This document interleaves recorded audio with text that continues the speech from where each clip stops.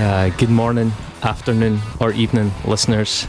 You join me at a particularly dramatic moment. So this is in your past. I may well be gone now. But this is going to be a cash call. We urgently need you to donate to the show so I can buy a big bag of valleys and disappear up the woods for a couple of days. I'm really feeling it. I like to think I can keep a good, cool head on it, but it's just not happening. Donate to the podcast. We won't use them for valleys, or at least not most of them. We will return the favour by giving you playlists, a t-shirt at a certain level, a personalised t-shirt at another level, which is really pretty cool. Playlists, more playlists, things that require effort but not necessarily investment, and that's kind of what we specialise in. Patreon.com/Unsung Pod. And just subscribe your wee heart out, because you only have to do it once and then you can forget about it, and then in like 4 years you look at your bank balance, you're like, fuck's sake, I stopped listening to those guys ages ago. I wonder what they do with this. And yeah, let's just get this out the road. Let's do it now, sooner rather than later. Thanks, we're going to do a show now. Bye. Cool.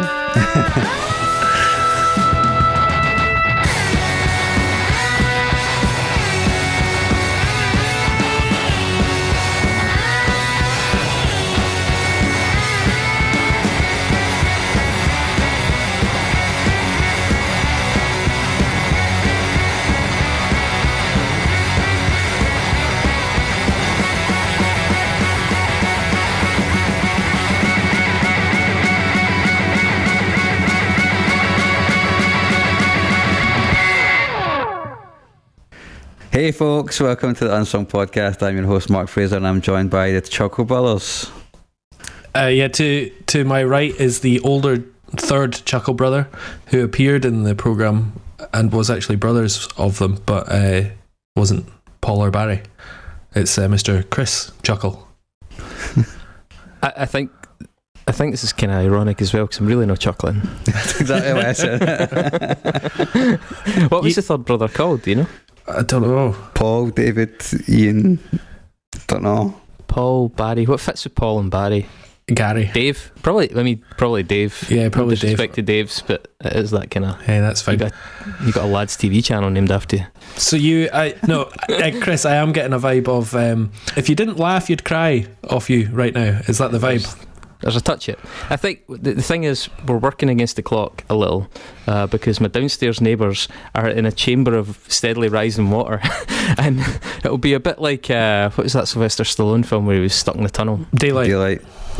Yeah, they'll be getting close to the ceiling, doing that thing where they take their last gasp of air before they go under, as we get to the nexus at the end. Just as we sat down to record the show, they came to the door and said, hey, something's burst and it's coming through, so I'm going to have to probably come and go. So if there's really disjointed, erratic and increasingly frantic sense to this episode, it's because I'm getting it from all angles, and it's not welcome. Well, that is exciting though. Talking about getting it from all angles, Dave, how's your week been? Yeah, I did. I mean, it's certainly been a week, but as I was showing you on the webcam earlier, I got a little gift in the post from my pal who does just some random stuff on Etsy, and she made a little corn sticker, but instead of corn it said corn, because she's a vegan and it's a laugh, and it's the logo. And that's how you guys make life worth living. Yeah, exactly. Puns instead of buns of meat. Puns instead of B12. Yeah, exactly. But she actually is just sending them out to her pals, because her Etsy got an email from Corn's lawyer saying, do not do this, please stop. And I mean, she's sold maybe 10 of them for £2, and she gives all the money to a local charity. So it's a good thing that Corn are employing lawyers to, really get those bad guys. It's conscientious. That sounds like an intern that's looking for a promotion.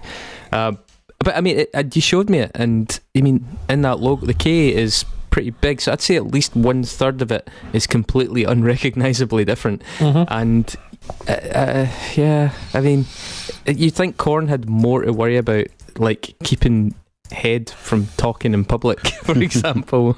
Yeah, or just releasing more albums.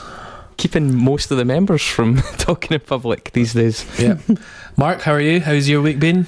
I'm on annual leave this week, so that's been pretty good. A wee holiday. Not having staycation. Yeah, not having to do anything. I was originally hoping to go away and do some writing somewhere, but my car's fucked. My car was fucked, it's now fixed. So that kind of any money I had for that is now completely gone. I'm going to find stuff for Mark to do anyway, just so he doesn't get bored. But I've had a couple of flat viewings, got a couple more. You know, finally looking to get on that the old housing ladder. I'm starting to turn grey now that I'm 35 this year, and I thought, you know what? I think I'm going to try and buy a house. So. Yeah, that's true actually, Chris. I also put my first ever bid on a house on last week. So me and Mark looking to get on that property ladder. I mean, my self-esteem's it's not been great recently, but it's good that you guys are doing so much to help kind of buoy me up. That's fine. Talking about buoying me up, I hope my neighbours are doing okay. If you see a snorkel coming out the window, you know you should probably go downstairs and check. So Chris, I mean, this is your record. What are we doing? This is my record, and I'm so behind this choice as well. I'm just worried that my state of mind's not going to do it justice. So I feel more like the mood would suit Pig Destroyer or Nails or maybe a Napalm Death. Yeah. But Saul's getting it, so we'll do our best for him.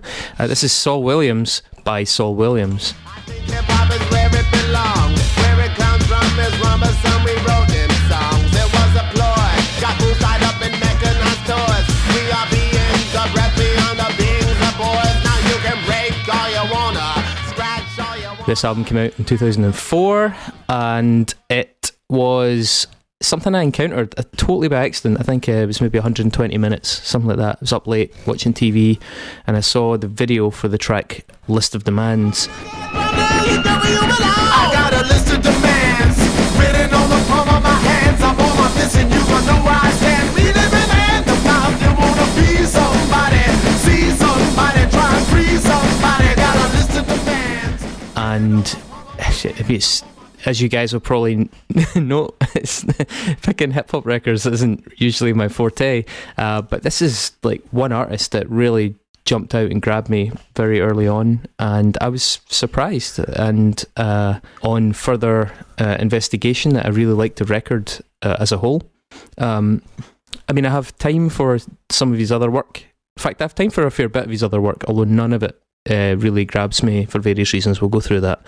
And actually, at the time when I realised that I liked this guy, I was completely oblivious to his connections to people like Trent Reznor, to Serj Tankian from System of a Down. I was unaware of that. So yeah, it turns out I've just got naturally good taste. Well, of course. No, it's interesting that, I mean, it's finally you have chosen a hip-hop record, but you've chosen it from a guy who is like totally enveloped in that alternative rock scene of the late 90s, early 2000s. Yeah, but at the same time, he modelled a lot of his a lot of his production was with guys like Rick Rubin because of the hip hop artists they'd worked with. It wasn't purely rock orientated. I think actually one of the things I probably mentioned Saul Williams when we did the POS episode, and I think that made me feel similarly. The nods to bands like Fugazi, Saul Williams makes nods to At the Drive-In, things like that in his career.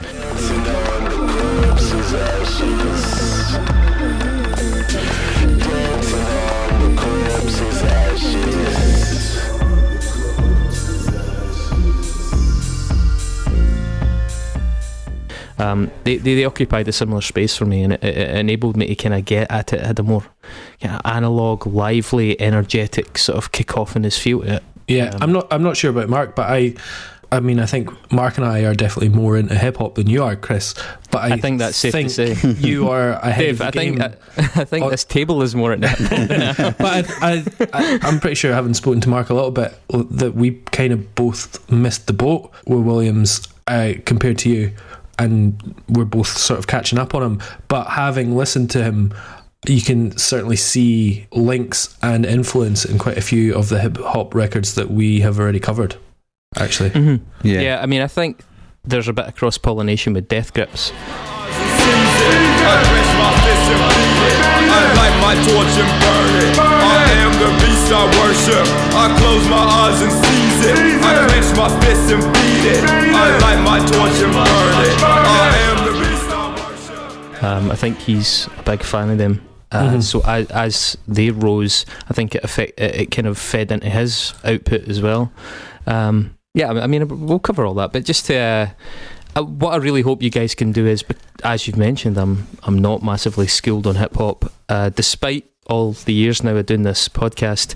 And I think it helps when I run something like this by you, because you can give me information on a lot of the kind of genesis of it that I'm really oblivious to. I'm just like, I like this. I don't really know where some of these elements or influences come from. I have a couple of touchstones, maybe, thanks to stuff we've done on, like, I don't know, Public Enemy, maybe. Like a couple of very crude touchstones like that. But yeah, it's going to be good because I think you can take me to school a wee bit. Saul Williams, a little bit of background. He was born in 1972. By the way, do you know Saul Williams is 12 years old? Is it? What, still? He's born on 29th of February. 29th of February. He's classic. He's only had 12 birthdays. Is that? Am I right in saying the Queen is also born on that day, or have I made that up? I think you've made that up. I think I made that up. It's just because she has an official birthday rather than a real birthday. I don't know. Is that when she actually emerged, or when she passed from larvae into second stage sort of reptile insect? I don't think reptiles have larvae. They're just like eggs, mate. That's because it's a space reptile. It's not the same. Okay. Yeah, I get you. You need to read more David Icke. I've got a book. I'll give it. Please don't. Yeah, so... Know your enemy, Mark. Know your enemy. So he was born in Newburgh, or Newborough, as we would say. As we correctly say. In New York State. He's sort of like a bit of a cosmopolitan guy. Does he live in Paris currently? He spent a lot of time in London. I know that. He lives in LA now. Does he? Okay, he's back in LA now. He lived in Paris for quite a time. He spent a lot of time in London. He also spent a year in Brazil, and obviously he's from New York. And I think some of the internationalism sort of informs his music a bit as well. It's a lot more inclusive. It seems a little bit more out of its bubble, perhaps as a result of that, as well as the fact that he's an artist on multiple platforms, multimedia. He had published 2 books of poetry before his first record even came out. He had a book called 7th Octave and a book called She, but S/he. He was a big mover in the slam poetry scene in New York. He was even in a film called Slam about that. And I think since then he's got another, 4 poetry books in the time since. He's directed films, music videos. He has done commissioned artwork. He wrote a play. He was in a Tupac Shakur play. There's a lot of strings to this guy's bow, and fittingly his music is suitably difficult to sort of like pigeonhole as well. The film that he was in, Slam, actually won a grand jury prize at Sundance, and it also won what they call the Camera d'Or at Cannes in 1998. He had a cameo in K-Pax, the Kevin Spacey, Jeff Bridges movie. He was fairly recently, I think it was 2012, in a French movie called Aujourd'hui, which means today. A French Senegalese movie, actually, which sounds actually really compelling. I was going to try and find it. It's about a guy who's got one day to live and decides he's going to make it the most amazing, fulfilling day he possibly can. So, I mean, Saul Williams, when I first saw his video, I looked into it straight after, and I was immediately struck by the fact that this guy's not really a musician. He's really just an artist who's released a record, which is kind of an interesting twist on it. And I think one of the things that really stands out, and I've spoken on this many times at length during the Danny Brown episode for anyone that wants to bust my chops, but one of the things I find really alienating about hip-hop, or some hip-hop, is that the lyricism is the braggadocio, as Saul Williams phrases it in one of his songs. There's something... I love the older, really political, energised, sort of confrontational, direct hip-hop. That feels really punk to me. I really like that, and I find it much easier to relate to. So Public Enemy is a good example, or KRS-One. I really like some of the kind of trend towards much more So it's a slightly woke, slightly more high-minded, poetic approach to it, which I think Saul Williams really tries to do in a lot of ways. I mean, it's pretty obvious. The stuff I really don't dig is the stuff about bitches and watches and trainers. It doesn't do it for me at all, no matter how good the beats are, and it's something I've never really been able to disconnect from. So Saul Williams, I find his lyricism just really compelling. On the two good levels, he's both political and poetic, and I think at his best he marries them really brilliantly, really effortlessly, and probably never more so than on this album. What were your early takes on him before I start going into records themselves? I admire the fact that he's tried a lot of different things with his music. I think he said about his first record, Amethyst Rockstar, that it was basically just him reciting poetry over music, and then it wasn't really until this record where he actually started to write music and albums and songs. And then he's pushed it in really interesting directions and tried loads of really cool things. I think it gets a kind of like a wee bit diminishing returns as his career goes on, but he's still capable of turning out some really good stuff. I'd love to read some of his books, to be honest. From a poetry point of view, you definitely get a really big Allen Ginsberg vibe off him. It's clear that he was obviously quite into the whole sort of beatniks in the 60s, which Ginsberg came from, along with Kerouac and all that. You can totally get that kind of stream of consciousness, kind of howl vibe from it, and that's one of the reasons why I love his lyricism so much, because it reminds me of that. See, what you said there as well, I think that's very true. But when I hear him, I get a sort of a marriage of the likes of Sam Cooke and Ginsberg. Do you know what I mean? You get that sort of cross-cultural black perspective, African American perspective. You get the hints, not like overbearing politics, but you do get the good, profound moments of both politics and just social narrative, what it's like to live as a black man, what black lives are like day to day. But then through this lens of, like, it's quite verbose at times, it's quite it's quite elaborate. It's not just so, like, the language is not just plain spoken as some of the old Motown could be. Mm-hmm. And I really like that sort of fusion of the two styles. Yeah, he also talks about in interviews, and if you pay attention, you can hear it. It's definitely referenced in one of the songs on this record as well. It's like he loves Shakespeare, a lot of the time the thing that he was looking for in hip hop that he saw in Shakespeare's work. He always felt as though he was trying to write rhymes in Old English, and if you actually read the original Shakespeare, or if you read Chaucer or anything like that, you can totally see that, and I find that quite fascinating as well. What about you, David? Yeah, I mean, I got a proper modern Renaissance man polymath vibe off him. A lot of interesting stuff going on. Yeah, I mean, I guess we'll go into the records, but I found a lot of good stuff throughout his discography. And he's just quite an interesting character in terms of, like, his pathway. Yeah, he's come from the mean streets, as he put it, but he, he kind of got his break from a documentary following slam poetry rather than getting, signed up by a big hip-hop guy. And then it appeared that, he got into music more from, some like classic hip-hop folk give him breaks, but also rock and alternative guys and soul people as well. And I mean, doing your first LP with Rick Rubin is pretty mad. So yeah, definitely. Like, music is not necessarily his main thing, and it's just interesting to see how it's part of his overall oeuvre rather than his entire artistic output. But yeah, it's interesting to think. I was not really able to identify why he ended up recording his first album with Rick Rubin. I know he'd been doing some stuff, but as you say, it's a pretty big fish to land so early on. It seems that, so he was in that Slam Nation documentary, which won a couple of prizes, I think, and he actually won the title of a Grand Slam champion, and then that led to, like, the sort of biog movie vibe called Slam, which was like, the dramatization of the documentary. So I think off that, he was just like shit hot property, slam poetry, really fucking cool. He's like alternative hip hop, but alternative in a very intellectual way. So immediately it turned out that he was doing some music.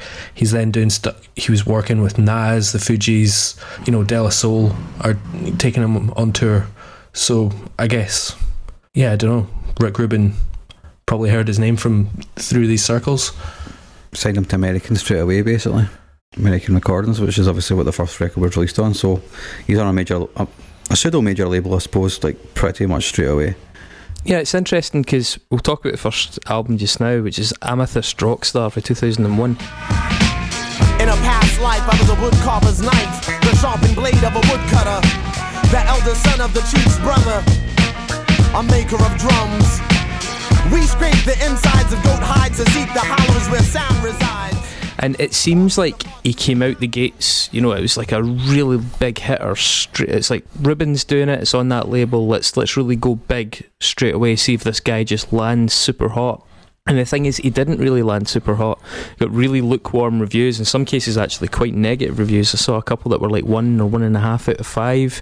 They felt that the music was bent to the lyrics too much. Obviously, being a slam poet, that was going to be a big part of it, but they hadn't quite found the balance the way they did in later works. I did notice it. Do you see that Chad Smith plays drums in this, in track 7 in that first album? That's pretty cool. From the Red Hot Chili's, for anyone lucky enough to not know who Chad Smith is. But yeah, it was sort of met kind of lukewarm. I mean, there's some stuff in it that you can tell is like maybe trying a little bit too hard. There's a track called Fearless, number 5, which I think tries to be a single. Get out of my life tonight. Get out of my life, out of my life, out of my hair, out of my mind. There's no love in fair. Move on. But it ends up this kind of clunky rap rock thing. Same with one called Omnia American. Trees that once upon a dawn's early light, born bitch of night, children of night, may queens say kings hereafter, thereafter the tricklings and demands and our decisions be timely. I'm the American born of beats and blood, the concert of the sun. It has sort of slight Rage Against the Machine nods, but it's also just a little bit clumsy. Yeah, it's a sample from Born of a Broken Man. Is it? Yeah, because it kind of ends up sounding a bit more like Kid Rock than Death Grips, if you know what I mean. And I don't think that's a particularly good look. The track on that is it? Well, I'm trying to remember off the top of my head. Was it number Penny for a Thought? Number 2. Exactly how much is gonna cost a free Mumia? What you gonna do with this freedom? Talk on the radio? Radio programming is just that, a brainwashed and cleaned of purpose. To be honest, some freedom of speech makes me nervous. And you looking for another martyr in the form of a man here like a man with an outstretched hand.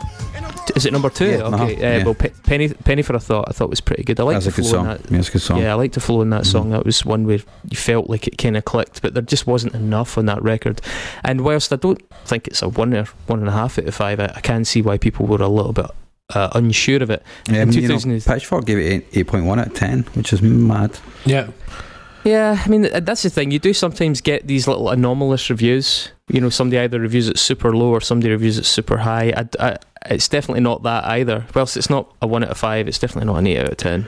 I think the Pitchfork reviewer also reviewed the Saul Williams, you know, the self-titled record, and said the first record had been divisive and a lot of people didn't like it, but it was one of their favourite records. So he was very aware that he wasn't in the majority of people loving it. Which is fair, and I guess that's how things like Metacritic work. They try and average out those sort of those peaks and troughs. I mean, fuck, that's what our show is. It's picking out those albums that we're like, this album's a totally 8 out of 10, but it only got 4. You know. But I'm not massively sold on that first record. It just doesn't really seem like it's got much of his identity in it either. Like, there's not enough. Whilst there is a lot of poetry in it, it just doesn't seem particularly true to his brand. Yeah, you know, the rapping, so the actual rapping, when he's not, I suppose he doesn't do as much of the spoken word stuff on that album, so the experimentalism isn't really on it. You can kind of get the feel that he's going for a straight up hip hop record, and to me it comes across a lot of times like Busta Rhymes. I don't know what you felt, Dave, but like I get that in his flow, and Nas as well, which I guess is who he was kind of looking at. But if you're coming from slam poetry, that is not rap.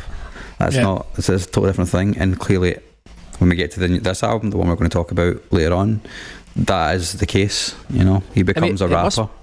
It must be intimidating though to be in a studio with Rick Rubin for your first record, and you know, if Rick was like, all right, let's go big, and you're sort of maybe you don't have a confident enough sense of your own artistry yet to be pushing back against someone as although I'm not criticising Rick Rubin as a guy, but just as a sort of presence and a reputation that you're trying to conform maybe a wee bit to what he can do.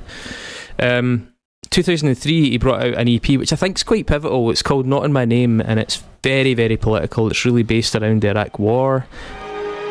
2 autumns and I haven't changed enough. It's September 12th and the sky is falling. The sun is risen. A city built in 5 dimensions undergoing circumcision. 8 days under Judaic law. Dear diary, I'm fiery. Divine winds, my friend, took me back to the beginning. He worked on it with DJ Spooky and DJ Goo. It starts with a thing called The Pledge, or The Pledge of Resistance, wherever, depending on where you read it. The greatest Americans have not been born yet.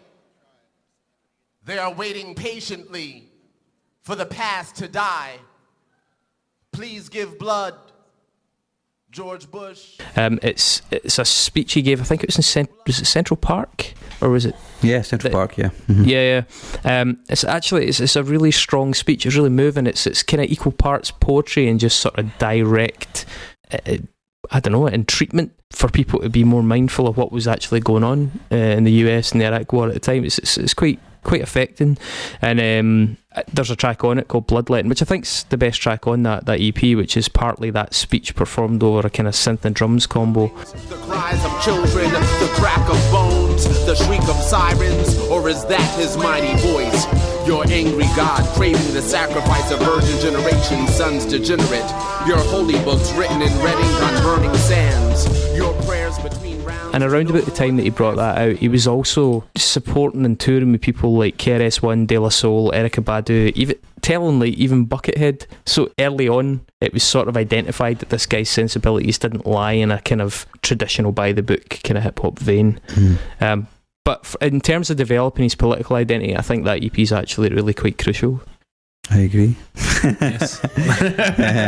I mean, there's not much to it. I mean, obviously there's a bunch of remixes on it, so most of it is basically remixes of The Pledge, to be honest.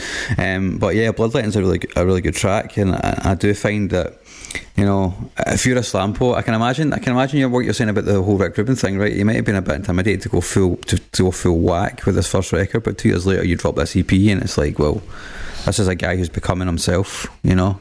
You feel as though that his voice is actually starting to be more singular. And that's the thing. I think that EP, as you say, there's very little actual material on it other than the remixes, but I think in terms of an identity and a sense of purpose, it plays a really, really crucial role in the guy's career. And following that, 2004 brought out Saul Williams. We'll go back to that in a lot more detail, but tellingly, on that record he ends up working with Serj Tankian and Zack De la Rocha, Ikey Owens, the player for Mars Volta. The political content is much more astute and much more sort of integrated seamlessly into the process, I think, as well. As I say, that I think that highlights the importance of that EP that came prior and him really finding himself. By 2005, he was touring with Nine Inch Nails, and he also opened for Mars Volta at one point. He was invited to Lollapalooza, and then in 2006 he toured with Nine Inch Nails in North America and appeared on the Year Zero album.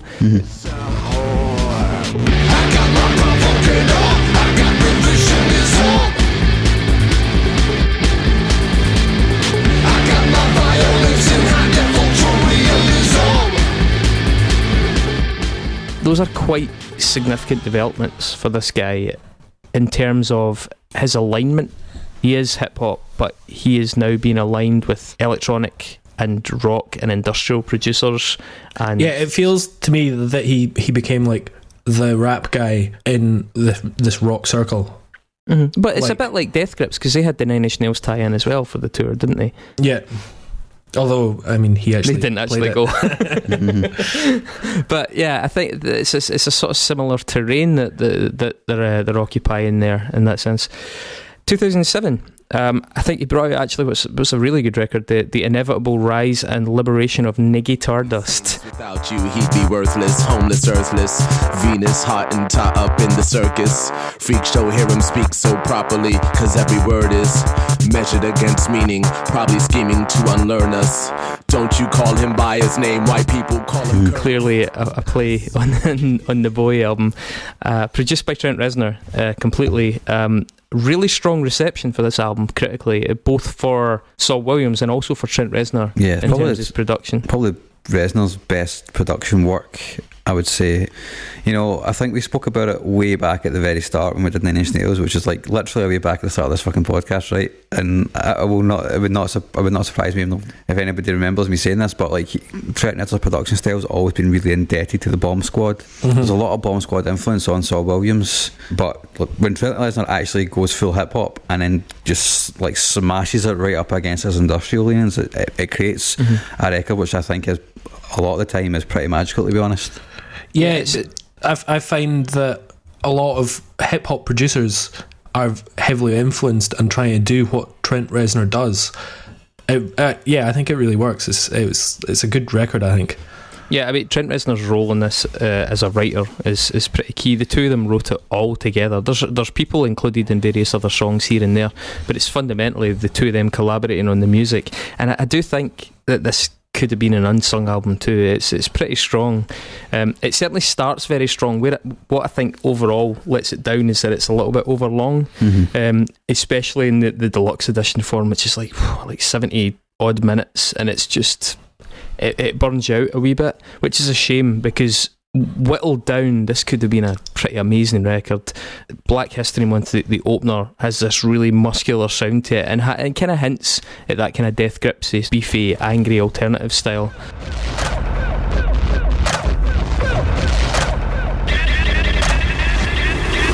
Can you feel it?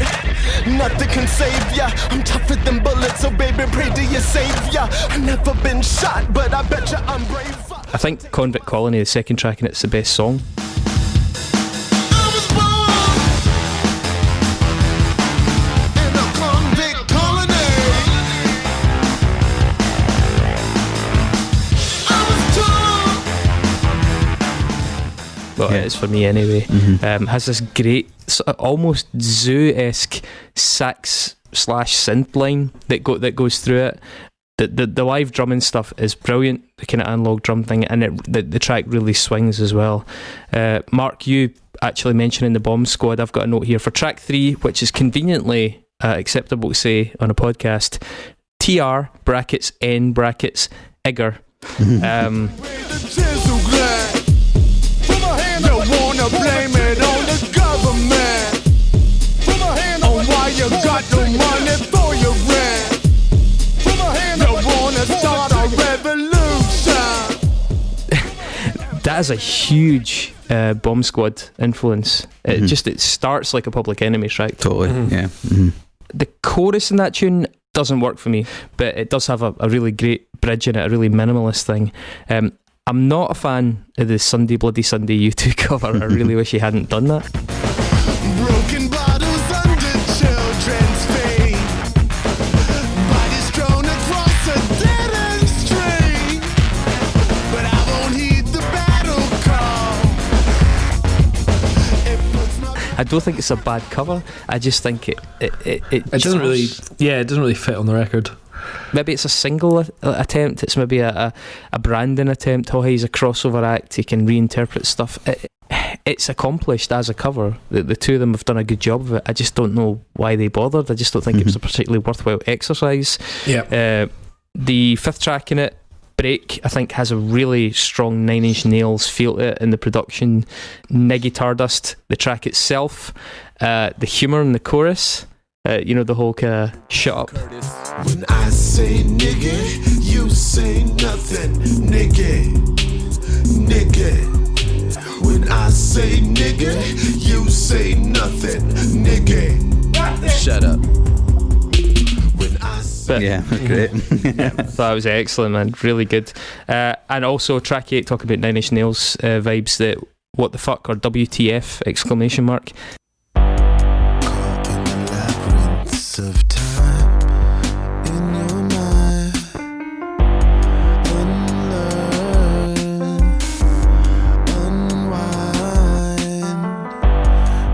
unwind. Really, really strong Nine Inch Nails flavour, and I think that album's actually really, really strong. I just wish they'd had the self-control to reduce it.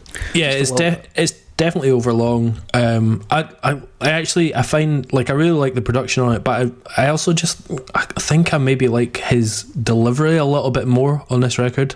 It's kind of a little less preachy and more aware of the music in the background, rather than here is some poetry on top of some beats. I think he just manages to work it into the actual tunes a little bit more.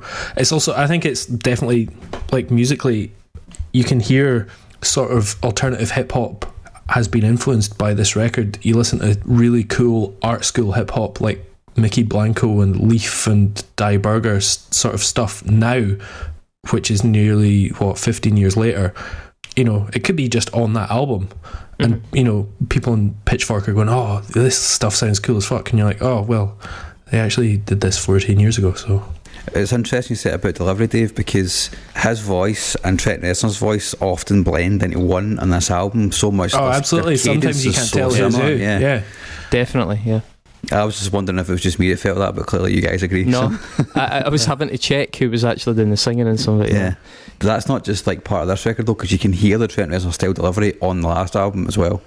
Well, I'm actually going to drop a name into the mix shortly that I think is a closer reference than just Trent Reznor. I agree with you. I think he got the influence from Trent Reznor, but I think he ends up somewhere else.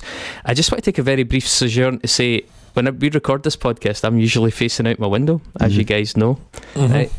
Facing me right now, and I'm on the second floor, and engaging with me on even as I talk right now, is a guy in like an athletics top, khaki bottoms, really long hair but totally bald on top, sitting in a sort of lotus position, meditating, but occasionally raising his arms like the wings of a crane, and this is not in some beautiful natural surround. He's sitting under a parking sign next to a pavement where I literally saw a dog shit 4 minutes ago. and after the dog shit, it just sat and looked at him.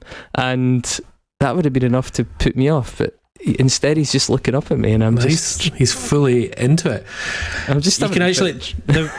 Your video, I can just see the sun streaming through, but maybe that's not the sun, maybe that's his glow. That's his aura. Yeah. I do kind of want to lift the computer and turn it around, but it's just, he's going to click and then he's just going to keep doing this weird eye contact thing. All right, I'm going to have to look away from the guy now. He won. He established superiority from his zen position. Let's go on. It's really off-putting because I've set my mic up now and I can't look away, and I think he knows that I'm talking about him now as well. Jesus. All right. Oh wow. Okay, so after 2009 actually had a record that came out called, I think it's Night White, but it's NGH and then WHT, and it's really a spoken word poetry album but set to music. It was done in collaboration with a guy called Thomas Kessler and performed by the Arditi Quartet, who are a sort of semi well-known, slightly cult quartet. Well, just a string quartet, yeah. They do, but they do a lot of like interpretive modern stuff. 2011 on Columbia Records, he brought out Volcanic Sunlight.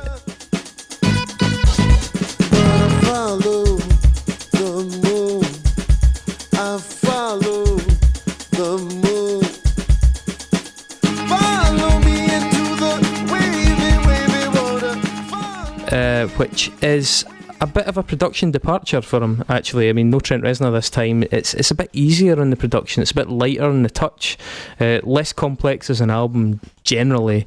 His daughter Saturn's on this, and so's the singer Janelle Monáe. There's again a lot of kind of analog drum kits involved, and this is where I think, as you were talking about the synthesis of him and Trent Reznor's style of vocals emerges for me sounding exactly like Seal.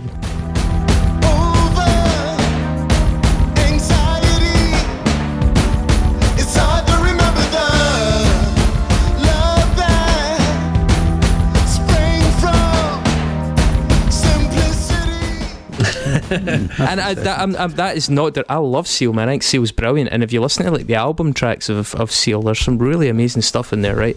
But that form of singing, that register and stuff, it's actually got a lot of that, and it starts to reappear through some of these records from now. But yeah, so Patience, I think track 2 in this is the one where I really first noticed, like, wow, this really sounds like a Seal album track.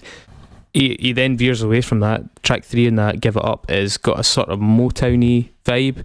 There's a bit more Seal in track 5, Diagram. There's a tune on that was a single called Dance that I fucking hate though.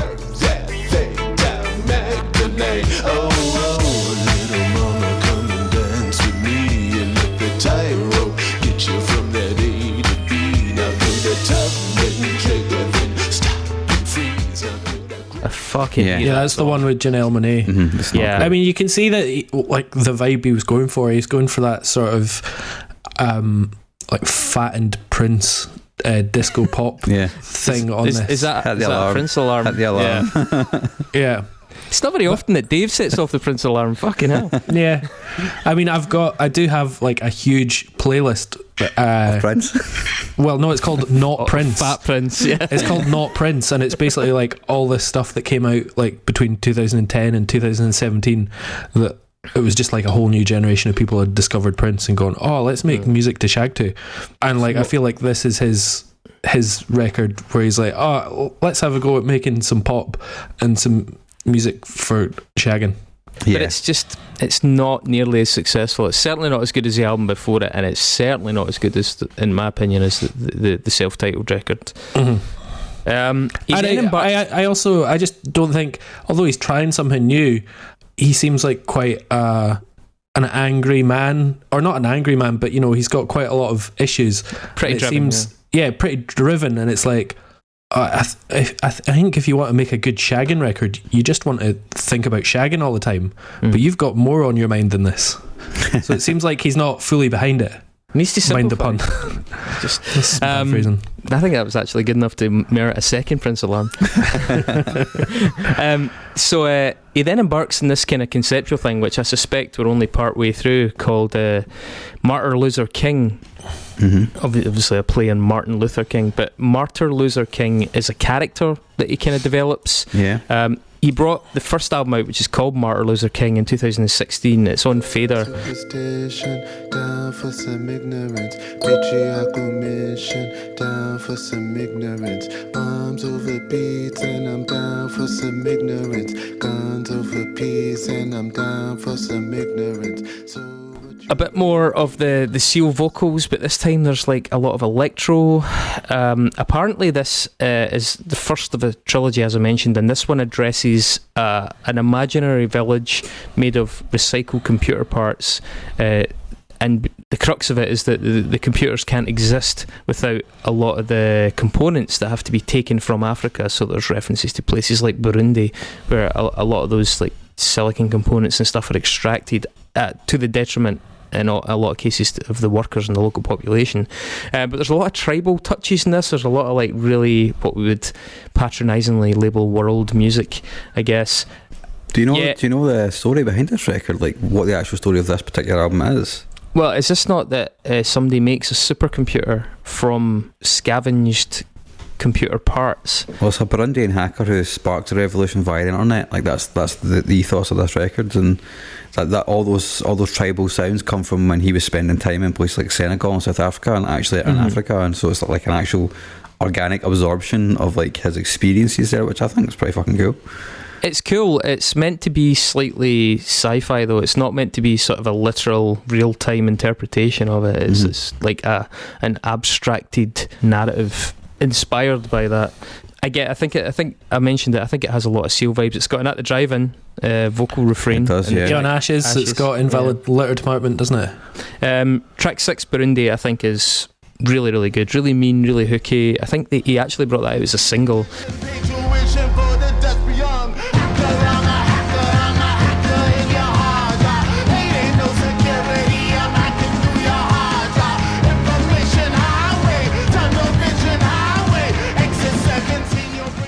It's got this really good heavy percussion on it that stands out. Emily from Warpaint's on that one. And my favourite track on this album is called The Noise Came From Here. Police and sirens, guns on parade right here. He never touched my love.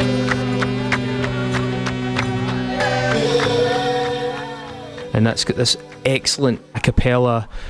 It's just such a fucking brilliant little chord melody harmony thing that's going on in the background during this song. It's so stripped down, but it's fucking excellent. I really, really like that. And it's an interesting album. I didn't really get a lot out of it beyond that point. It started to kind of, I don't know, it lagged a bit, albeit hats off for the concept. And it was followed by Encrypted and Vulnerable in 2019, which is the second of the trilogy. Also very dark and experimental. The press release for this album is hard work, I'm not going to lie. One pull quote was, "It's a takedown of heteronormative capitalist patriarchal authoritarian politics." Just fair enough, but that is literally a very small pull quote of a very, very heavy going press release. Well, he came out as queer, didn't he? So anyway, yeah, he self-defines as queer, absolutely, yeah. And he has, like, his relationships have played a big part in this. He has, I think, 2 daughters from different relationships. One of them is the girl Saturn that appears in a lot of stuff.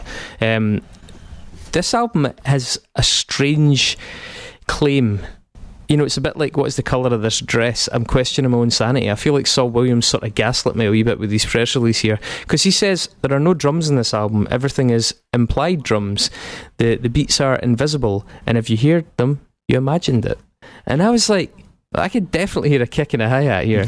So I snuck back through time hacks, a mountain of stars over the sea. The rippling torment of solitude, I will reach you if only to shake you awake. Beneath the crust and mantle of this planet is a birthplace, a crystal of light peering through ocean breath. How well has he achieved this? Is this like a magic eye, where I just sort of like have assembled drum parts from like the detritus and the qualities of the little other sounds that are happening? But I'm pretty fucking sure, I'm going to put a sample in, obviously, that there are kicking hats on here. Form holding space, I own the night. In the spectrum of awareness and fatality, I take the form of every lover's face. Deep in the eye, in the moonlight satellite of every... Maybe he's just sort of very narrowly defining drums. I don't really know. There's definitely drums in this album. Yeah, I'm not sure. I never knew that, and I never noticed there not being drums, that's for sure. Exactly, yeah. There's percussion. There's some sort of percussion, even if he's just sampled something really low that sounds like a bass drum. But I mean, yeah. I mean, it sounds like drums. Yeah. There's some sort of like accompaniment to this as well. There was a sort of sci-fi cinematic musical thing that was written and directed by him. There's a graphic novel as well. Yeah, it's and apparently the concept behind the second part is about hackers as public servants. And he describes the record as Afro-diasporic futurism. Cool. So he's like, I've read things about him being really, really inspired by stuff like Parliament and that kind of. Yeah, there's a he definitely went down that. Stuff. The fourth tune in it, Underground, is this really textural sort of found samples construct. It's actually a really beautiful bit of music. I really liked it.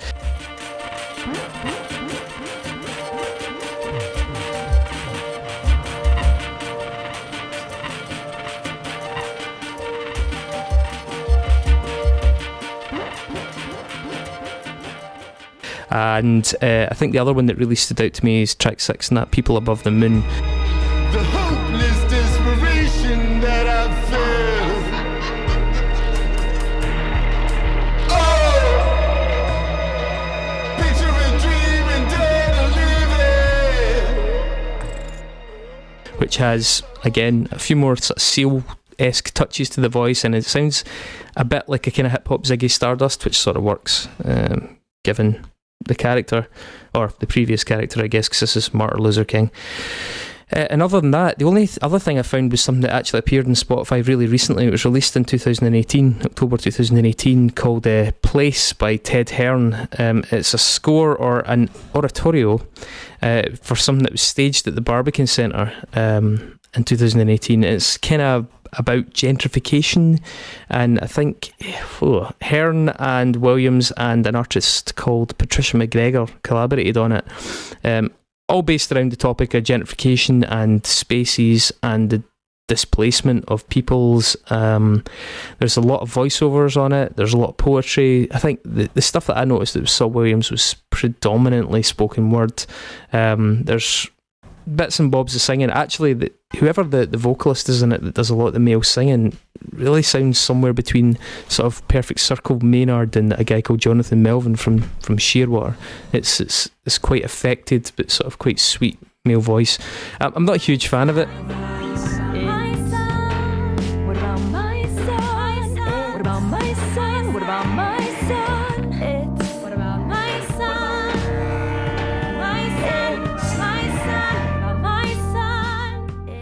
But it's not a normal album. It's not a normal music project. It's accompanying a play. So yeah, I mean, and that's his back catalogue, which only really leaves us to discuss Saul Williams, 2004. Well, let's bloody get on it. Let's dive in. 44 minutes long, which is just the dream number. 12 tracks, which is also probably the dream number. I think this is his punkest album. I mentioned the sort of little moments of callback to POS in my mind, the kind of analog drum quality. The record is just permeated by this raw, sort of unvarnished energy. It feels like the guy's really on a mission with it. I noticed that a writer called Mike Diver, who does a lot of stuff in Drowning Sound, he gave it 10 out of 10. Big fan of it. One of the earliest sort of big proponents of the Saul Williams. I want to make a mention of the cover art on it. I think the cover art's kind of charming. I don't actually know what he's sitting in. It's him sitting in some kind of vehicle or behind a windscreen. It looks like an ice cream van or a Winnebago, but it's got a loudspeaker on the outside. It kind of fits and helps create this sense of a sort of bootstrapped preacher or like messenger, which I think is really in keeping with the tone of the record itself. It starts with a track called Talk to Strangers, which is a great moody opener. Serj Tankian playing piano on it from System of a Down. In the ghetto, and my niggas also drugs. And though that may validate me for a spot on MTV or get me all the airplay that my bank account would need, I was hoping to invest in a lesson that I learned, and I thought this fool would jump me just because it was my turn. I'm really glad when I heard Serj Tankian was going to appear on this record. I'm really glad that he doesn't sing. Exactly, yeah. It's not this really ham-fisted cameo, yeah, and because like Serj Tankian kind of basically just ages any music to 2002. So and he doesn't ever really dial it down when he adds vocals as well. It's atmospheric, really somber, quite dramatic. Apparently he does do some of the backing vocals, but you absolutely can't tell it's him. You can hear the female vocal much more clearly. The song really gradually builds.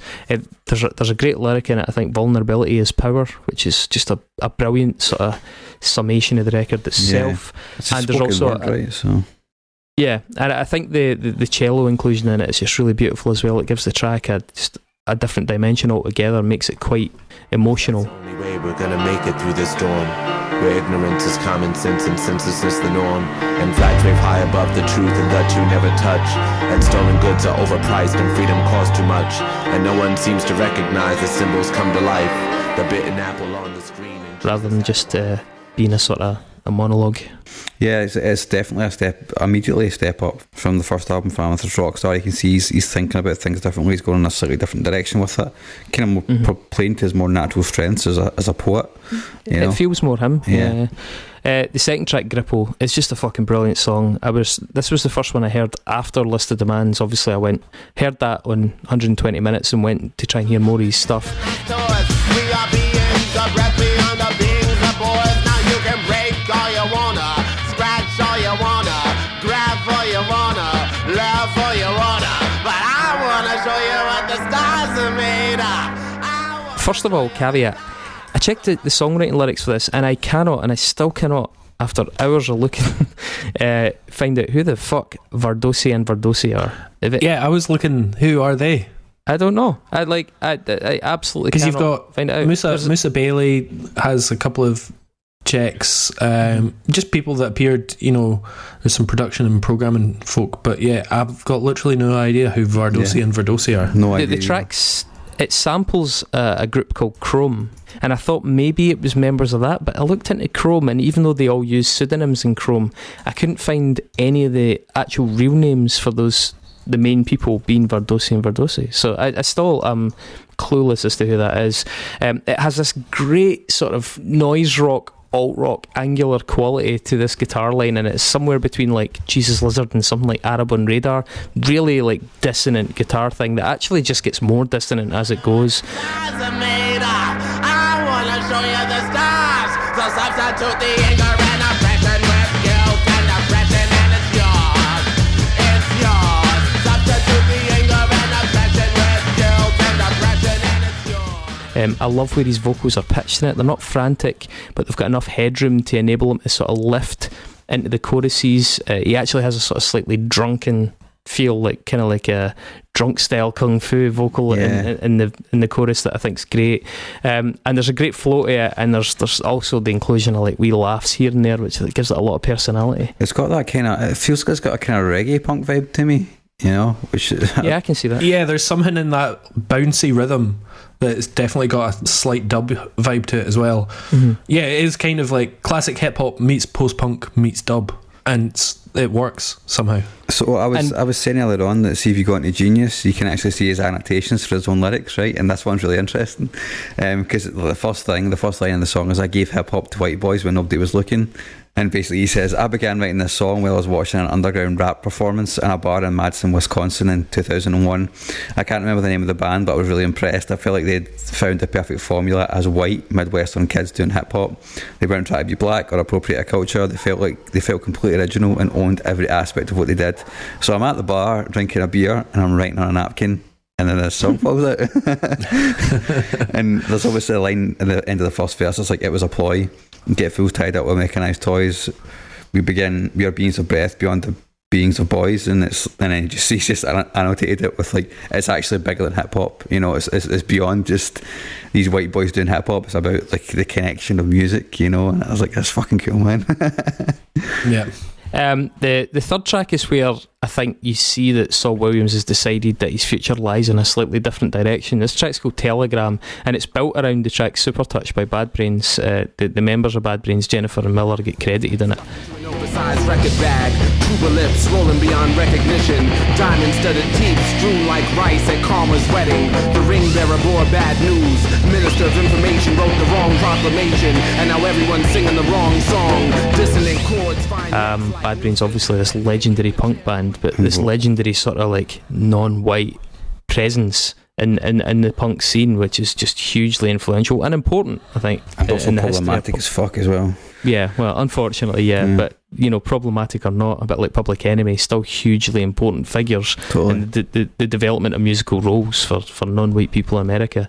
There's some great lyrics in this, absolutely brilliant lyrics in this. It's really quite a kind of sludgy, sort of Black Sabbathy song for somebody to be thrown into what seemed like it was going to be a hip-hop career, if you've only heard his first record. Things like "You ain't rich, dog, you just got money." It's just a fucking brilliant little couplet. As a critique of hip hop generally, I just think this is fucking excellent. There's a kind of sequence in it where it goes, the ghettos are dancing off beat, stop. The masters of ceremonies have forgotten that they were once slaves and have neglected the occasion of this ceremony. Stop. Perhaps we should not have encouraged them to use cordless microphones, for they have walked too far from the source and are emitting a lesser frequency. Stop. Yeah. Such a fucking brilliant image that like cordless mics let them wander too much from the origins of what they were doing. Yeah, it works really well, and I love how it is very hip hop, but I loved how the album that you've brought to the table, the hip hop album, hates hip hop.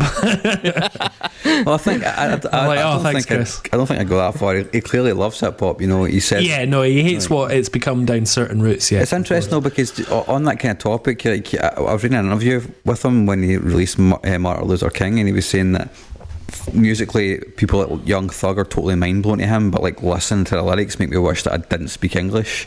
You know, it's like I love the flow and I love the beats and I love the way it's composed, basically, is what he's saying. But like, just the whole lyrical aspect of it is nonsense. And he also talks about Kendrick Lamar and El Sweatshirt and stuff, and he's saying that with Kendrick, the only thing I'm not excited about is his Christianity. You can't win them all. You know, and I guess that's just the way he reflects on it, is like, you know, you're taking bits that you love and just try to reframe it in different ways. And this particular song, the spoken word bit at the end that you just quoted there, Chris, is totally Allen Ginsberg-esque, man, and I fucking love it as a result. You know, it's got the exact same kind of cadence as something like America, you know, and it works so well for me. And the fact that it's like a telegram with the stops just never gets old. Yeah, is that not the song song where he mentions something like, "We will discontinue this line of braggadocio." Yeah. Yeah. It's In light of the current trend of realness, stop. It's so good, really fucking good. Track 4 in that, Act 3, Scene 2 brackets Shakespeare. Show us me, and all the kids press a rewind and let's get free. I hear you. To all the people within the sound of my voice. Spit for the hated, the reviled, the unrefined, the no ones, the nobodies, the last in line. Fucking tremendous. Zack De la Rocha was such a good choice for this song because the actual synth riff in it sounds like Rage Against the Machine anyway. Has this really trippy kind of cavernous percussion to it. It's quite mid-tempo but has this real lyrical urgency to it. There's mentions of the oil-rich lands, which I think is a nod back to that EP that came before this that I was saying allowed him to express his kind of political identity and react to the Iraq war, which he'd been very outspoken about. The track expresses... I think this is quite key actually. The track expresses solidarity with soldiers sent to fight illegal wars rather than having that sort of very reductionist us and them, murderers, that kind of thing. There is a sense of sort of working class trappedness, if you know what I mean. Like, he actually is like, you guys shouldn't have ended up where you are doing what you've been left to do and feeling like if you didn't do it you were bad people. And I think that's a really intriguing turn for his politics, and it was something that really made me feel I think closer to the guy as a thinker, and he contrasts that talking about, you know, them being there for the benefit of the Dow Jones. I think that's a really strong tune and a really good contribution to the sort of political content of it without it feeling, what's the word, without sloganeering too much, you know. And he brings it right back to Shakespeare, you know. He brings in Brutus in this, and that's like, because Brutus is an honourable man is actually from Act 3 Scene 2 of Julius Caesar. For Brutus is an honourable man is what Shakespeare's written in that. And I guess that's the whole irony of the song is like, these people are honourable people but we're sending them off to go and do this horrible shit, do dishonourable things. And it's brilliant that he gives Zack De la Rocha the hook, and that's one of the things that I love about Zack De la Rocha's like non-rage career, especially with the most recent stuff with Run the Jewels as well. Like, they always give him the hook because he just like fucking, he always nails it every single time, you know. And well, yeah, he's like a guaranteed, I was going to say a guaranteed hooker. No, I won't say that. I was going to say he's like Dr. Hook. Well, there you go. Yeah, that's true. And it's his only contribution to this song is the hook and the chorus, and he fucking smashes it, you know. I was thinking about this song in terms of, it feels like, to me, it feels a bit like a Portishead song that's been produced by the Bomb Squad. Like, it's I totally get that sort of glitchy trip hoppy vibe to it. Yeah, but the drums are so fucking loud. Yeah. And then we're at the heavy hitter, track 5, List of Demands.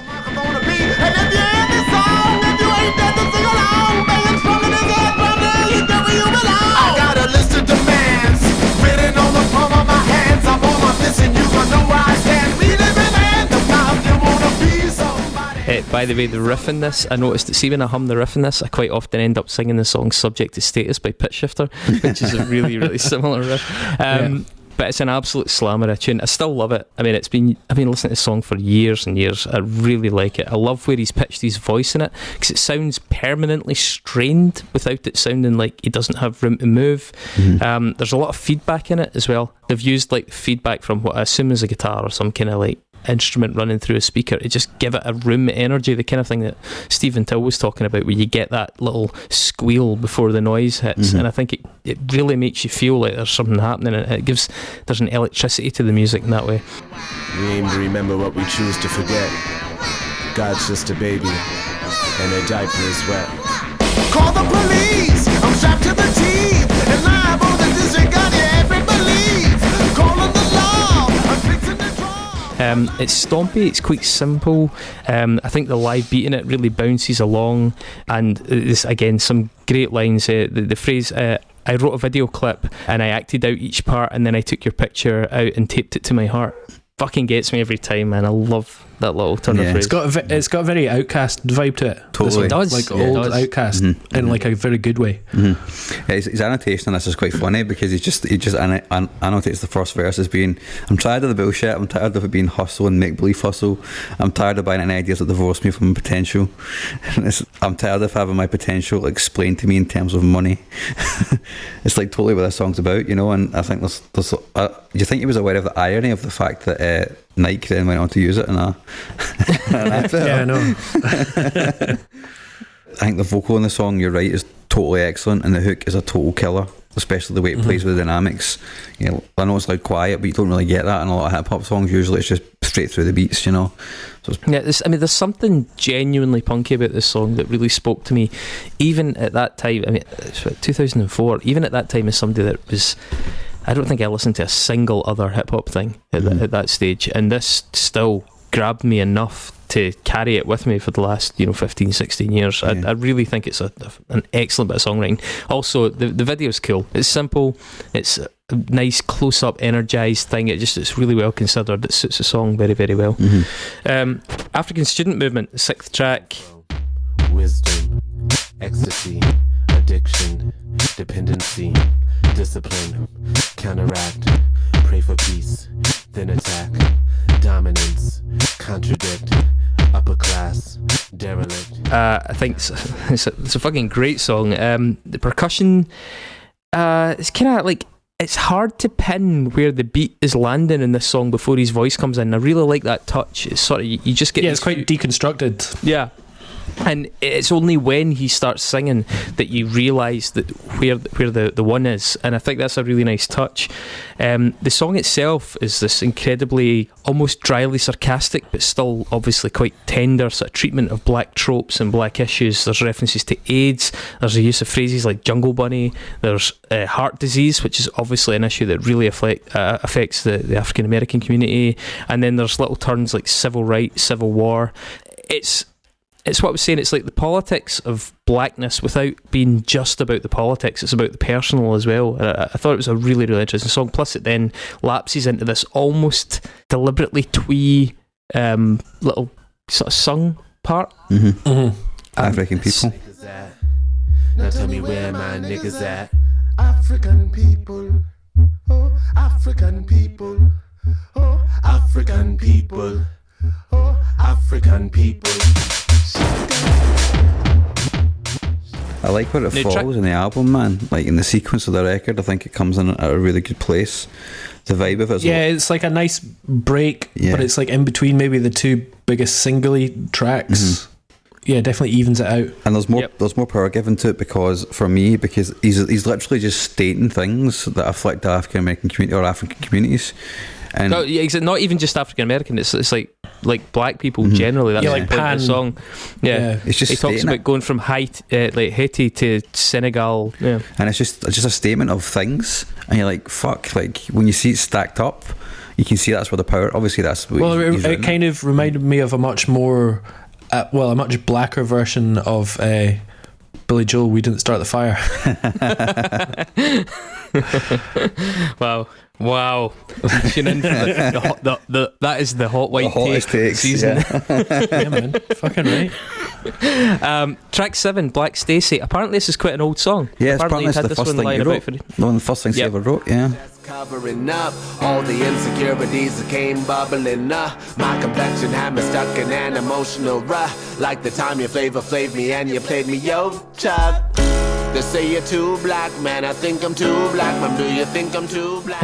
Describing his school, his middle name's actually Saul Williams. Saul Stacey Williams, sorry. Hence Black Stacey. It's a pretty soul-bearing tune, actually. You can really hear the kind of vulnerable young guy coming out in him. It does have like a bit of naivety, like it's an early track, but he's waited to a point in his career where he could execute it in a more accomplished way, because as the song goes on, it really grows as a piece, because it kind of starts with a sort of like almost like a 90s Blackstreet fun swing. There's something really, really overly simplistic about it, but then all these like layers come in, and the arrangement by the end, even with like the flute motif that comes in, it's really, really well chosen.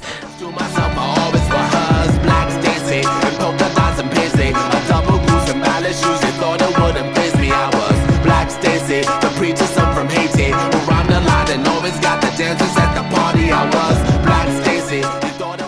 think it takes what could have been quite a sort of throwaway, or this was our first tune, or one of our early batch, and we've all been in bands with like an early batch where you're like, but he's waited long enough to do it so that he's done it in a fashion that I think does it actually quite a lot of justice. It's a really good tune. It's not my favourite tune in the album, but I think it stands up well, and I can imagine how it might have sounded had he not just held on to it. It sounds like an Outcast song to me. Yeah, I mean, it's got that big sort of Andre 3000 vibe, like hook on it. I think I don't quite like that. I don't know. There's just something about that piano-led hip hop. Dink. Yeah, that's what I was saying about the kind of Blackstreet thing. Then there's it just kind of puts me off a little bit, just because it's a very basic, hip hop production trope. It's a 90s cheese thing, isn't it? Yeah, but I mean, it suits the record. It's not a bad track. He follows it with a great, really short little tune called PG. It's only about a minute 35 long. Ain't from the streets of country, ain't from the prison yard. Ain't got no guns or weapons, no nigga, I ain't hard. I'd rather help them fight you, I'd rather help them swing. I know where diamond come from, and ain't no... I really love the beat in this song. It has a low register to the vocal. It's almost a slightly druggy feel. Lyrics like, sometimes I'm 50 Cent but I ain't got no bullets. Despite it being such a short track, there's a really important ingredient to his persona that I think appears in this song and is really emphasised. There's lines like, I'd rather help than fight you, I'd rather hug than swing, where you realise, you're reminded that this is a guy in the hip hop community. He does talk about coming from a rough background, he does talk about violence and things, but he also talks about it from the perspective of, not glorifying it in any way, not reveling in it, not using it like a bat to beat people round the heads with, or like a form of braggadocio, as he says himself. That anti-macho, enlightened hip-hop quality is this is such a small song, really contributes in a big way, I think, at this stage in his career. Yes, I liked it because it was essentially a satire of hip hop, particularly that particular kind of really popular hip hop in that era. It's like a nice wee dig to the bling and the fancy cars and all that. And as his way of saying, it's all bullshit. Yeah, that outro repeat as well of got a heartbeat produced by God, and boy it sounds hard. It's really hooky. Got a heartbeat produced by God, and boy it sound hard. Got a heartbeat produced by God, and boy it sound hard. Got a heartbeat produced by God. Track 9, Surrender, brackets A Second to Think. Really dark riff in this one. And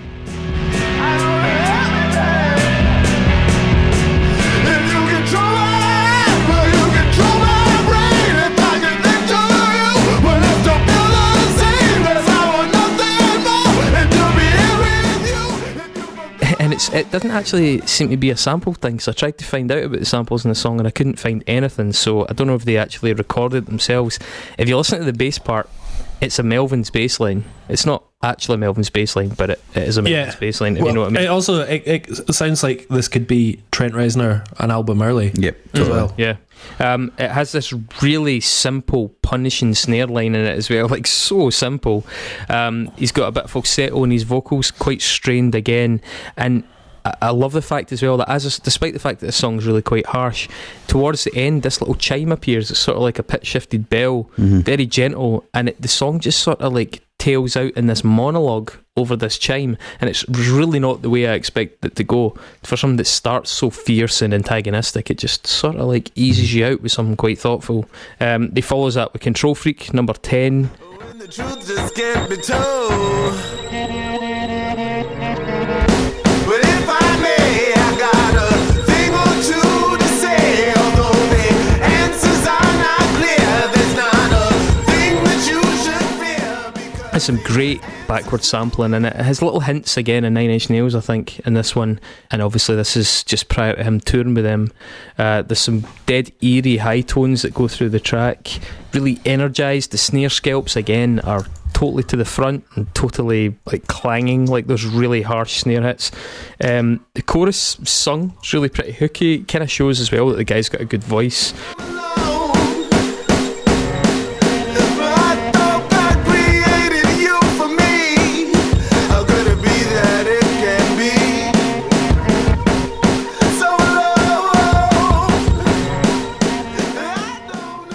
the song's not actually got a lot of instrumentation to it in terms of like layers of melodies and bass and guitar and stuff, but it's really, it makes up for it in the energy. I think I do like the repeating hook in this. It does work really well. I'm also enjoying how he's kind of getting more downbeat as the record kind of winds down. Yeah. With all the songs that are happening kind of after Black Stacey, I suppose. I think he kind of backloads it with some more experimental ideas. Totally, yeah. He takes a few more chances in this side B, I'd imagine. And true to that, like track 11, Seaweed, almost has a production feel that's a bit like The Knife. I drive a yellow Volvo, 86 submarine. Someone's behind me in an Escalade, trying to blind me with the high beams and make a left. I'm on the road to nowhere, heading west. The sky is purple streaks, the sun is setting in my chest. I feel warm inside, so I'm going for a ride. Put your picture on. Definitely big on the kind of aquatic sounds and themes in this one. Loads of bloop bloop kind of stuff going on. It's a great pitch for his voice, low and direct, where he's just so comfortable at that range. Probably really comes from his years of doing poetry. It's also got a great kind of angelic, arty chorus thing. Chorus breaks. Did you notice that you can hear him laugh during it when he says the line, "Put some turquoise in that Rolls Royce before you crash into a pendulum"? And it's the end of a verse, but you can actually hear him like, I don't mean laugh like ha ha ha. I mean like you can hear him laughing as he's trying to say the words, and he's just left it in the mix. But also it has some really nice touching lines, that song as well. There's one that really stands out to me when I hear it, that goes, heading west, the sky is purple streaks and the sun is setting in my chest.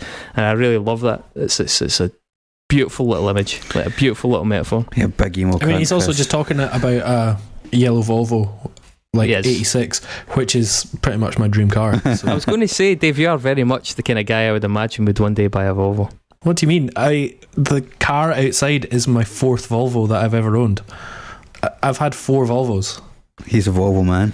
I'm a Volvo man. I already am. I'm retired. I've got a fleece. I don't care. You didn't think we'd known each other for a long fucking time. I've been in that car.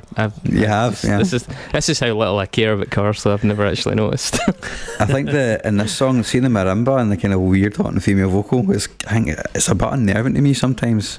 That's why I thought it had a bit of The Knife to it, though, because the Knife were like a pop electro band, but they liked making you uneasy, and I think that really comes through in this one as well. Yeah, it's kind of. I'm not sure about the chronology though, but I think The Knife was 2003, wasn't it? I don't know. It just seems like there's a little bit of that. And then the final track, Notice the Eviction. I think it's a great choice for a final track. Of my dreams now, and my tenants' rent is due. Something is dying. Something is dying inside of me. Woodwind kind of synth tone in it. Starts again this really low key vocal that I think sounds quite like Trent Reznor in delivery. Totally. The instrumentation is really subdued and almost kind of shamanic. And it's almost nice, but it's almost creepy. He's struck a really good balance. And again, I think maybe the Shaking the Habitual album that we covered in The Knife, there's a lot of nods to that. The backwards percussion, the echoed vocals, the chord progression at the end, it all gets like quite sinister. And then he's got that final sort of phrase of Elvis leaves the building. Elvis leaves the building. Elvis leaves the building. Elvis leaves the building. Elvis leaves the building. Downpour from the darkest cloud, accumulated tension. It's a really, really well sequenced record, and I think this was the best possible way to finish it. I agree. I can't really imagine a better flow of the tracks. Yeah, I think you're right. I like, in this particular song, I like the distorted drums. You know, he's been playing most of the record. It's really played stuff. You know, and they're really, really loud, and it's the same here. But for some reason, everything's like cloaked in this almost like really blanket of distortion, almost. But Mark, there's no drums in this track. They're all just implied. Have you heard them? You're imagining them. Yeah, I mean, so guys, you know me. I don't have a lot of hip hop in my catalogue, but I really, really like this guy. I like his direction. I like his personal take. I like his politics. the way he combines his politics, that it's not heavy-handed, but it seems quite sincere, and it also seems quite nuanced, as I mentioned about the troops thing.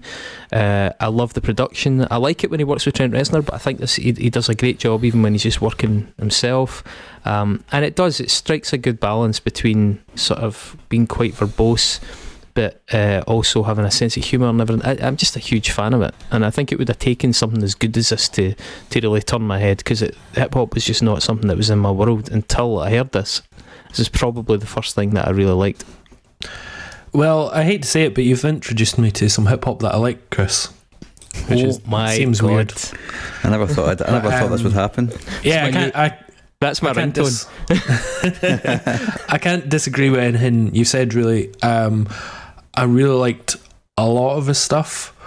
There's some bits on this record that it's slightly patchy just because it does a lot of different things, but I'm also aware that that's kind of what it's trying to do, and the records that come after are maybe a little bit more solid in terms of production, but just don't have as many ideas, or I'm not sure, don't actually stand out.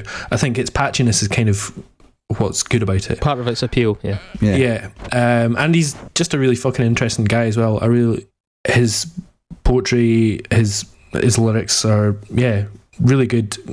That not preachy side of being political and yet still being very poetic. So very happy for it to go in.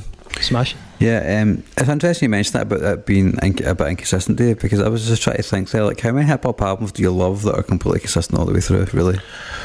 Well, yeah, I know, that's true. And I mean, I guess that's kind of like a symptom of the way that they're made, often with different producers and just trying different ideas. Hip hop records are quite often like hodgepodge artistic ideas rather than, necessarily here's 10 songs that the band have been working on. Mm-hmm. And that's one of the reasons why I like hip hop so much, because it speaks to the punk in me in that regard. The stuff is can sometimes be a bit incomplete, and ideas can be not really fully fleshed out, but that's cool. I like this record a lot. I think me personally would have picked the Guitar Dust, but also me personally there's a ball hair between them, to be honest. There really is. And also you're a big fucking Trent Reznor head, man. You love that boy. I do, it's true. But this is great. I love a lot of things about this album. I was really impressed when I heard it on. I was like, "Fuck, has Chris picked a good hip hop record?" What? So wait a minute, can I just check? Have I picked a good hip hop record? You have. I think you have. Yes! Hang on, I'm giving the thumbs to the fucking weird boy at the window. Yes, big man! Yes! I've got to take a beer down to him then, right? It's all sorted. Me and him, rest of the night, he's fucking, he has no fucking idea who I am. It's cool. I've got a full head of hair. You dinna. We'll team up. Right. It's time for. I'm proper delighted, by the way. Sorry, I'm all made up. This is the first time we're seeing Nexus tonight. Will it be the last? What do they have in store for us? Not good for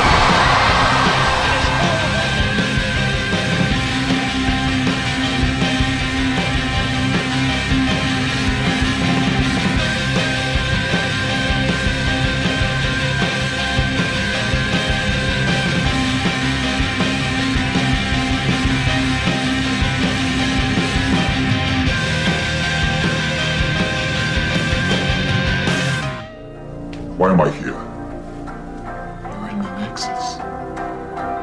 This is the Nexus. For you, this is what you want. Let's do the fucking Nexus. This can't get any better. My fucking neighbours are drowning right now. Right? Fuck those guys, man. Just now celebrate. You chose out of the box Annika Rice.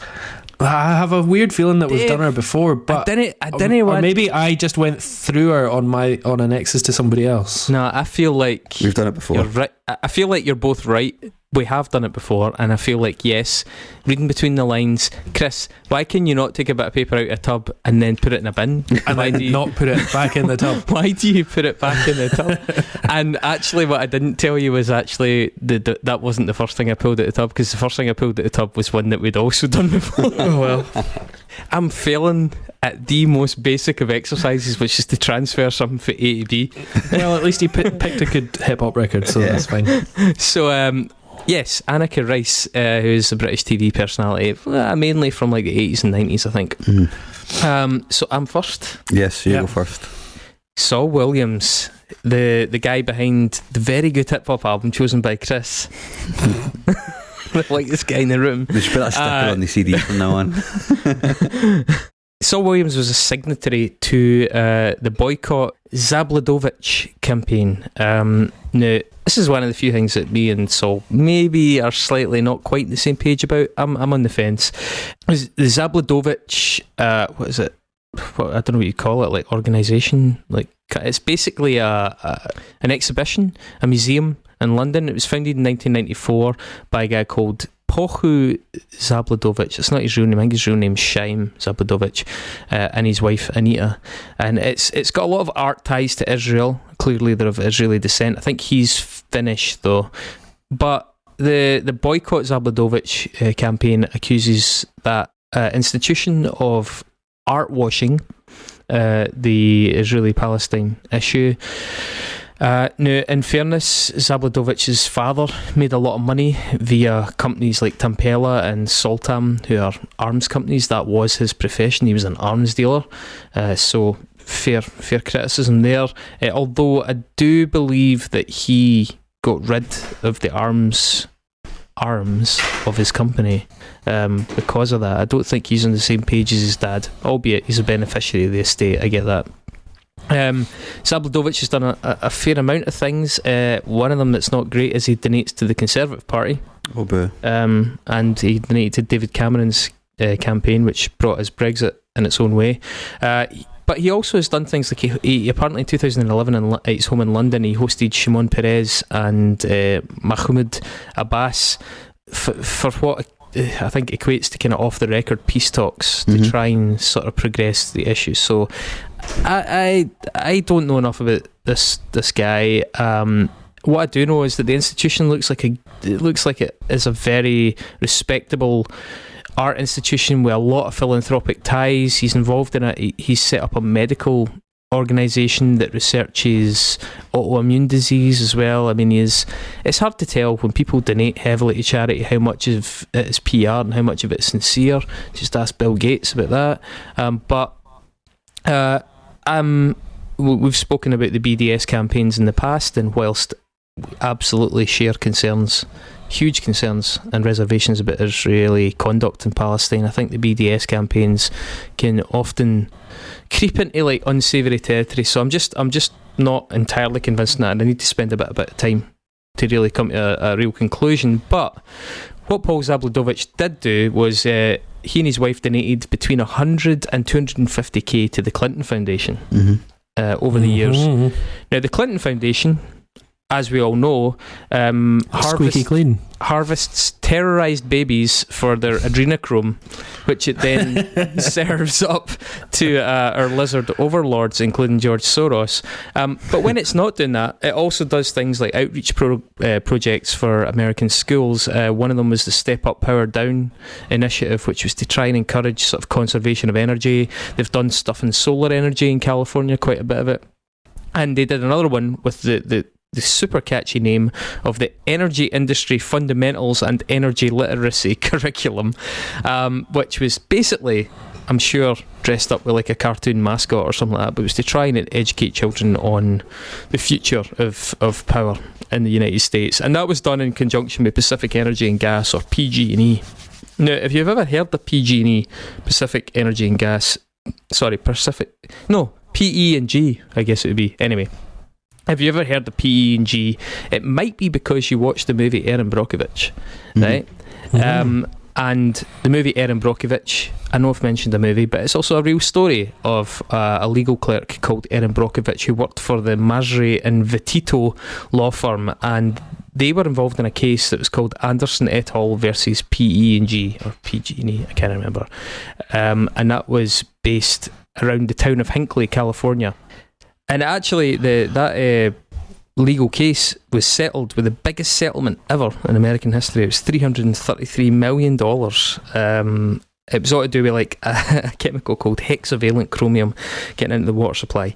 Anyway, Erin Brockovich, the person we're talking about, portrayed by Julia Roberts, but also portrayed by Erin Brockovich in real life, was actually, apart from being a legal clerk and sort of a minor celebrity who I think got done for driving a boat drunk at one point, she hosted an American show called Challenge America, which was actually the American version of Challenge Annika, which starred the British celebrity Annika Rice. There you go, good work. Excellent work.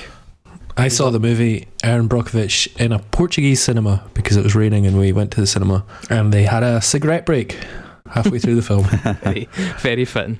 Yeah. Nice. Who's next? I'll go next. So, some of the production work on this record is done by a guy called Mickey Petralia, who has most recently mixed the soundtracks for The Muppets and The Muppets Most Wanted. He's a bit of a one-trick pony then.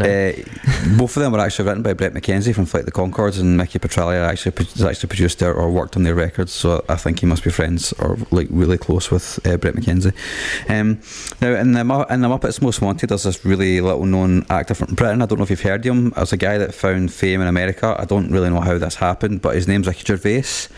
And a lot of people don't know this, but he actually did a TV show called The Office with a guy called Stephen Merchant. If you guys heard intriguing. Heard this, no? Well, apparently that's a British version of the American Office. Right? That's exactly it. Yeah, yeah, they remade it. And Stephen Merchant's appeared in a lot of film and TV, obviously, including the Edgar Wright film Hot Fuzz, which has a lot of great actors in it. One of which is Mr. Bill Bailey. Bill Bailey is an English comedian, obviously. He's appeared on the panel show QI 42 times, second only to Phil Jupitus, who has been on it 46 times. And on more than Alan, what's his name? Well, he's a regular. He's on every single one. He's counted as a host. And in series 2, episode 6, he appeared on the show alongside Annika Rice, where they discussed beavers. My favourite fact from that episode is apparently the Pope often eats beaver on a Friday.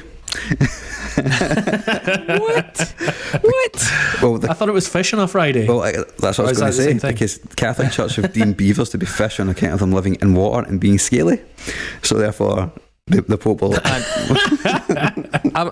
Catholic Church called beavers fish. I'm starting to think that the Catholic Church is making up some stuff. It's possible. Yeah. It's possible. I think they might be on the wind up here. So beavers for Lent, guys. Beavers for Lent. Oh, well, there's another new T-shirt for us. Okay, so Saul Williams was chosen for the lead in Holler If You Hear Me, the Broadway musical featuring music by Tupac Shakur. It's not actually about Tupac, but it's kind of like basically the first hip hop like musical. Sorry, I misspoke earlier on. I didn't really grasp what it was about. I just know he made a joke about not having to compete against Tupac Shakur's hologram in the casting. But anyway, as part of the production or like the promotion to that, Saul Williams did an interview on the Colbert Report. The Colbert Report, featuring Stephen Colbert, is the late night talk and news satire program hosted by Stephen Colbert, and it was actually created by Ben Carlin, Stephen Colbert, and Jon Stewart. Jon Stewart, he of the Jon Stewart Show and The Daily Show, and he's just created many other satire things. Jon Stewart, when he had a little break from The Daily Show, his correspondent took over. I think it was because he directed a film, Rosewater, was John Oliver, the American comedian who went over and got a job in about 2011 or something over in Washington. He's now an American citizen. He actually just got naturalised this year. Yeah, and he's I think he was named in like the Times Top 100 Most Powerful People on Earth now. He's gone from being a little known English comedian to being a sidekick on satire, and now he's the biggest name in satire pretty much. John Oliver has for the last 16 years, I believe, produced and hosted the podcast The Bugle, or he started it back in 2004, I think. Yeah, he stopped hosting it with Andy Zaltzman, and then he stopped doing it about 4 years ago when he had too much shit on his plate in New York. Yep. But Andy Zaltzman, his previous co-host, still does it with guest hosts. I think he's maybe appeared on QI as well. But Zaltzman's biggest thing is that he's a fucking massive cricket fan. He just absolutely loves cricket. He loves statistics about cricket. He loves the boredom of it. He loves the fact that it takes 5 days and that rain can put it off. He's very aware of how stupid a sport it is, but he loves it. And in 2011, for Cricinfo, he actually did a blog for the 2011 World Cup and a number of podcasts. The Cricket World Cup in 1999 was hosted in England, and Annika Rice was involved in a one-day event before the 1999 Cricket World Cup, trying to get new people, especially women, to get into cricket. Wonderful. She shouldn't have bothered. She shouldn't have bothered because it is rubbish. Yeah, it's pretty shit. Sorry, cricket fans. In fact, not sorry, cricket fans. Sort your lives out. Yeah.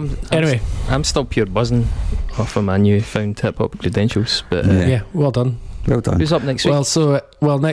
Next week I've got this 90s Steve Albini produced plaid shirt record. No, I'm not really. I'm not going to do the same thing. I'm next week. I think we're going to cover Burial by Burial. Okay, the debut record by the sort of electronic. Yeah, I'm intrigued to see what you think of it and see if you think it's unsung. But I think it'll be an interesting chat. Ominous. Well, I'm going to grab a couple of tinnies and go out in the grass and meet this fucking mad hippie. See what he's saying to it. Oh, and I'm going to sort of open the post box to drain out some of the water from my neighbours as well. Good idea. Buy them another hour of life. Yeah, that's kind of you. Alright, guys. Well, it's a pleasure. And see you next week, guys. See you next week. Bye. Bye. Bye.